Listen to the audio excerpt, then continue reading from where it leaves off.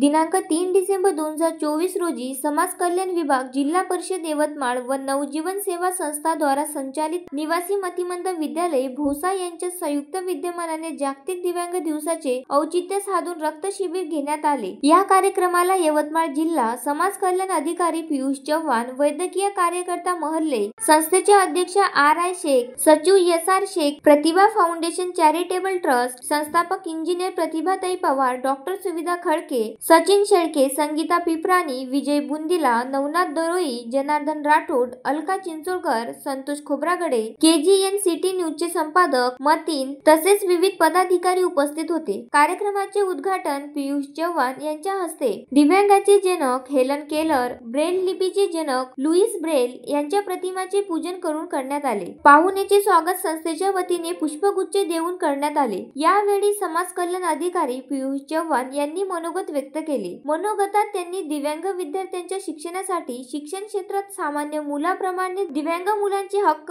व अधिकार याबाबत मुलांना मार्गदर्शन केले। प्रतिभा फाउंडेशन सेवाभावी संस्थातर्फे 125 दिव्यांग विद्यार्थ्यांसाठी यवतमाळ येथील हिंद लॅबचे सचिन शेळके यांना या शिबिराचे श्रेय फाउंडेशनने दिले। लॅबचे मयूर माटे, हितेंद्र पवार, सोराज खडसे, गंगा वाघमारे, रिया या टीमने मोफत रक्त तपासणी शिबिरात सहकार्य केले। यावेळी सगळ्या दिव्यांग विद्यार्थ्यांची मोफत रक्त तपासणी करण्यात आली। शाळेचे मुख्याध्यापक शेख अल्तमश, शेख रफिक व शाळेचे सगळे शिक्षक व कर्मचारी मोठ्या संख्येने उपस्थित होते।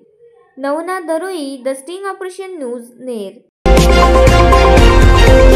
द स्टिंग ऑपरेशन न्यूज, सत्याचे दुसरे नाव, अन्यायावर लेखणीचा घाव।